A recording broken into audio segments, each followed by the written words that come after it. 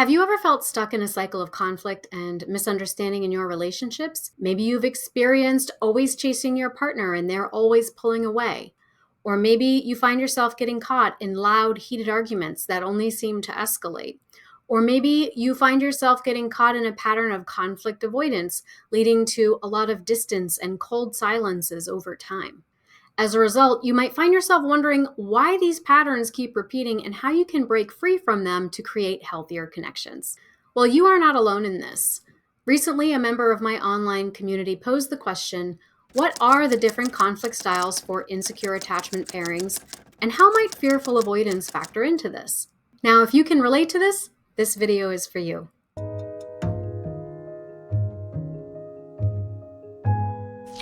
I am going to share a clip of a live demo that I shared with my students of the Courageous Communicator program.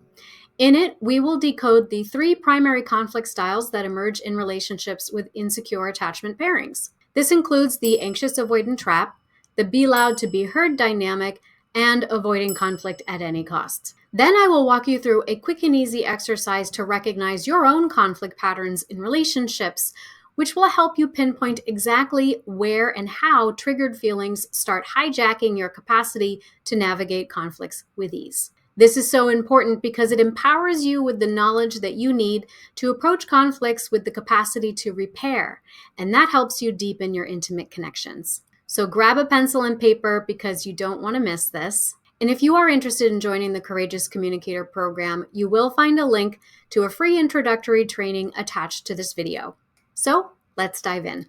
So experts have really divided these conflict styles that occur with different insecure attachment style pairings into these 3 different camps. The first being protest withdraw, which I call the anxious avoidant trap. The second being be loud to be heard, and this is when we have 2 anxious partners getting together. And the third is avoiding conflict at any cost, and this is when we have 2 more avoidant partners getting together. For folks with fearful avoidance or disorganized attachment, they can slip into any one of these categories depending on if they're feeling more avoidant or anxious in the moment. I will say they are more likely to fall into the anxious avoidant trap because it is often that their partners will polarize them to whatever the opposing attachment style might be. Let's talk about the anxious avoidant trap first. And again, this in literature, this might be called the protest withdraw conflict style. So anecdotally speaking, I would say this is probably the most common relationship pattern that I see evolving out of insecure attachment. It's when we have someone that is more anxious, whom I call an open heart, and they become involved with someone that's more avoidantly attached, and I call avoidant partners rolling stones. In this case, dismissive avoidance. However, when we have our spice of lifers, our fearful avoidant or disorganized individuals, they get caught into this trap as well because they tend to embody both anxious and avoidant ends of that spectrum. And generally speaking, when these partners come together, there's an immediate sense of infatuation. Oftentimes we hear people saying, oh, the chemistry was amazing. And so because of that, this style presents itself in 2 ways. So the first way is that we have one person that is always in the position of chasing the other, and the other is always running away. So this is when we have someone that is an anxious open heart that pretty frequently inhabits that style of thinking, feeling, and responding, with someone who's more dismissive avoidant. And that person very consistently thinks, feels, and responds in dismissive ways, right? So there's just someone's always the cat and someone's always the mouse, and those roles don't really change. The second way is when one partner chases until the other person stops, turns around, starts to reciprocate a little bit, and then suddenly the chaser becomes the runner, right? And this is usually when one or both partners actually have fearful avoidance or disorganized attachment style. And that is because the proximity, the attachment style defines what proximity we feel is safe. So for folks that are anxious or avoidant, they usually have a pretty consistent proximity. While someone who has fearful avoidance never really defined that this much space was comfortable because their sources of comfort was always a source of threat. So this is safe today, that's safe tomorrow. This will be safe on, Wednesday, and this is safe on Friday. So there's not a consistent proximity that feels safe because their sources of comfort was always a source of threat. Or was often a source of threat, maybe I should say. This is why in the anxious avoidant trap, we have these two different presentations going on, that push-pull dynamic. When we deal with our triggers in a certain way, our coping mechanism becomes a trigger for our partner, right? And then we fall down that spiral. Now, the second relationship style is the be loud to be heard relationship style. And I did do a lengthy video on this on my YouTube channel recently, but this is when we have two anxious open hearts coming together.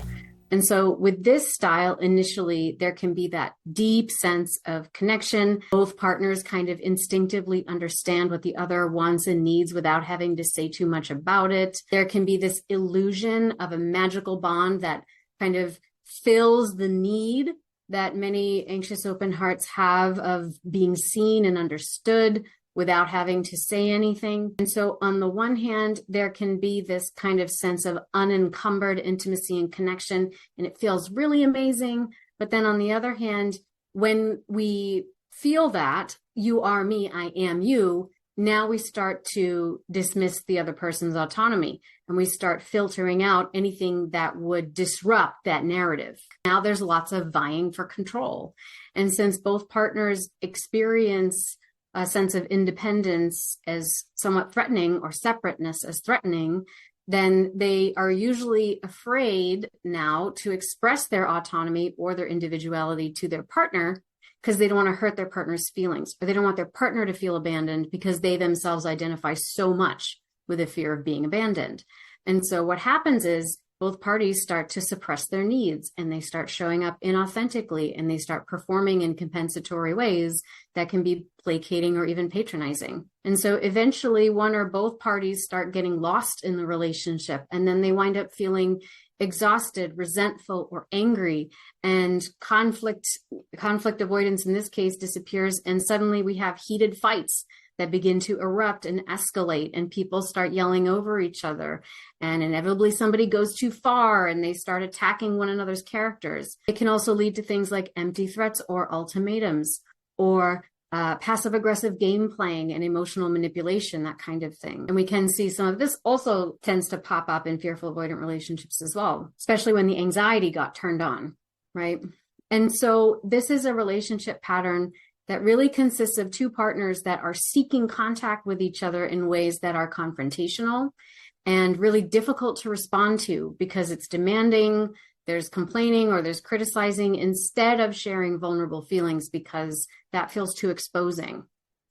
And so maybe this looks like blame games, lots of positioning for power through either a sense of being victimized, which I call the martyred syndrome, or passive aggression. Basically, it becomes a competition for who has done the most but received the least, according to this kind of invisible scorecard hanging above the relationship. So then we have the avoid conflict at any cost. And this is when we have our two avoidant partners coming together. When it comes to this pattern of relating, there's usually a sense of ease in each other's presence at first. Things are very calm, comforting. There's not a lot of turbulence. There's few, if any, arguments. Both parties feel as though they have a lot of space and freedom to pursue their own individual projects and interests, and they don't have so much of a fear of offending someone else. Sometimes what happens is one person is a bit more avoidant than the other, and then the partner that had been avoidant in every other relationship suddenly becomes anxious because they've met someone that's more avoidant than them. And I feel like long distance relationships are kind of a hotbed for that to occur, because there's just a natural distance and space between, which creates a lot of opportunity for fantasy and illusion to fill up the space. Our avoidant partners are very prone to fantasy, because that's a safe way to experience what they want, right? That's a safer way to experience intimacy, connection, and fantasy rather than in the real person-to-person contact. And so oftentimes what happens is when a more important need arises, especially one that requires more emotional involvement or support from the other partner, it's likely to go unspoken and then therefore unaddressed. So over time, there's a lot of repression going on both sides, and it leads to resentment and silent simmering.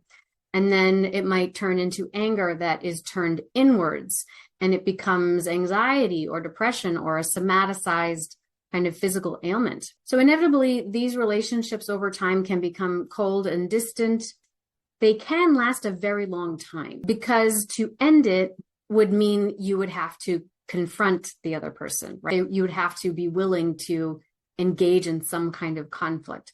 And some avoidant partners remain in relationships for years in order to avoid that. And in this case, this would be someone who has avoidance and a codependent dynamic going on. They're not always the same thing. So you can have codependent parties that are avoidant, that are fearful, that are anxious. Codependency is like a flavor of what I call a trauma bond.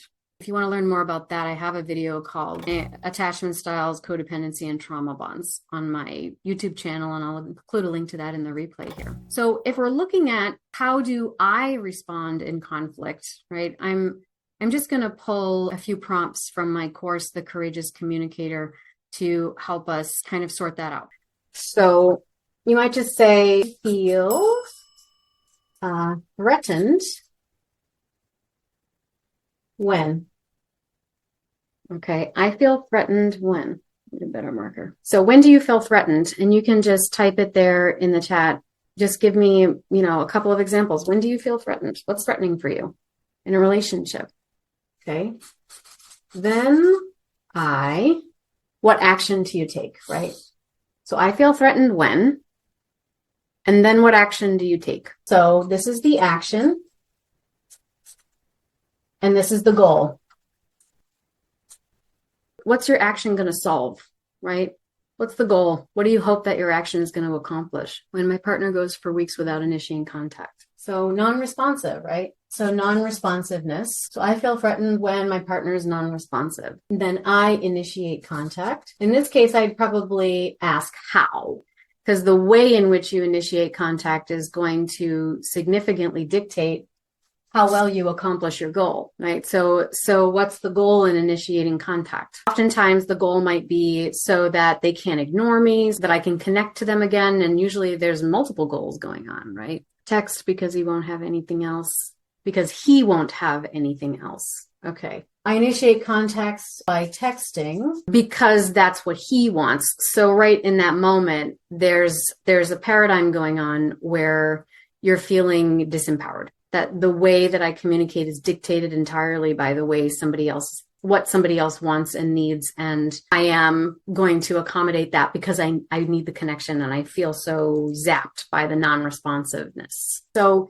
you're contacting them in the way that they want, because ultimately I want what, right? I'm hoping that will achieve what? Then I will feel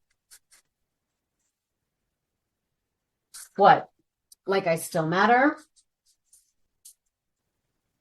Because let's say any response, it sounds like I want any response, then I'll feel like I still matter. I will say, I feel like I matter is not a feeling. I feel like I matter is a concept. It's a meaning. So this actually comes to the next part, which is I assume it means I matter, but a feeling is emotional energy moving through your body. I matter is a concept. It's an intellectual idea. It's a meaning that you're making of the feeling that's moving through your body. Relieved? Sure. Then I'll feel relieved. And we might even go a little bit further than that to say, that's good for now, but we would dig deeper into that. What is relief? So maybe relief is calm.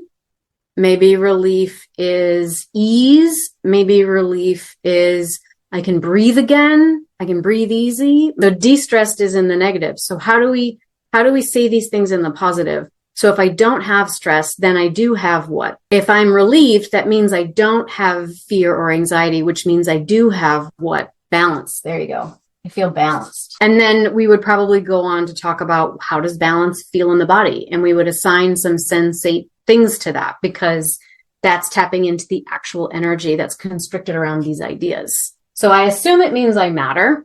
So when I'm balanced, I assume it means I matter, and then I respond by.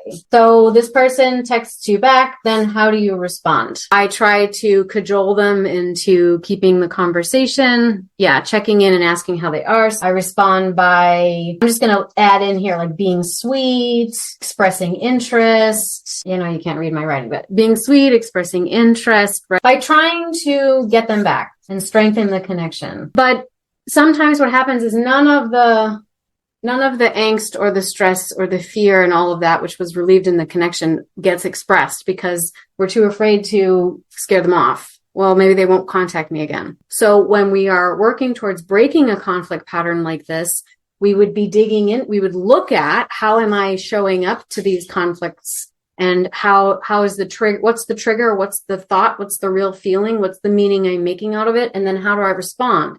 And how does that keep the cycle going?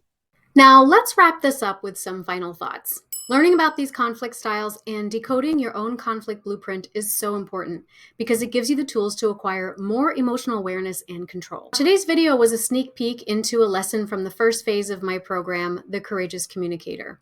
It is a 90-day online course to help professional singles and couples develop healthy communication skills based on attachment styles, using trauma-informed energy healing and art therapy techniques. Now, you can learn to say all the right things at the right time, but if you are not processing the emotional energy behind your words, you're going to continue to stay stuck in these conflict blueprints. My methods are so unique and effective because they combine the latest in attachment theory and research with practical, creative, and actionable steps that you can implement right away. For example, Nour experienced the challenges of the anxious avoidant trap in her relationships and often found herself stuck in a cycle of frustration and disconnection. She discovered my work and was able to uncover the biases and assumptions that blocked deeper connections with her partners. This allowed her to make use of what are called safe and soft strategies in communication, which we introduce in the second phase of the program. By learning these strategies, she found a way to handle conflicts more effectively and foster harmonious interaction with her partners. But I'm going to let Nour tell you in her own words. I've experienced the anxious avoidant dynamic in my relationships. I found Brianna's work to be great tools to reflect on the way I was communicating, my biases or my assumptions, the things that were putting like blocks on really connecting deeply with my partners. My favorite lesson was the one on soft and safe strategies. Super useful, especially in moments of higher conflict or higher communication problem. I find it very clear and particularly helpful in understanding how to feel safe and secure. I find that learning about these different strategies is very useful and also a great tool just to handle conflict in a much more connective way. If you are thinking of joining, I would really advise you to do so. Now, my clients often come to me feeling stuck, exhausted, and hopeless. They have tried various self-help methods and still find themselves repeating the same unhealthy patterns. However, after implementing the strategies from my Courageous Communicator program, they do start experiencing significant changes, such as feeling more confident and empowered and capable of fostering secure and loving relationships. Now, if you're interested in results like these, I recommend clicking the link attached to this video. It will take you to an introduction to the Courageous Communicator program. I just want to reassure you, this is not a fairy tale. I have seen so many clients experience real changes in their lives and in their relationships in a relatively short amount of time, once they can apply their understanding of attachment styles to their communication skills. And it is so worth it to try. So I invite you again to click the link attached to this video if you would like to learn more. And please remember to like, subscribe, and share this video if it was meaningful for you, and leave a comment below. I take all comments and feedback into consideration when creating new content like this. Thank you and have a great week. Also remember to subscribe and ring the bell for notifications. I put out videos once a week and I wouldn't want you to miss out.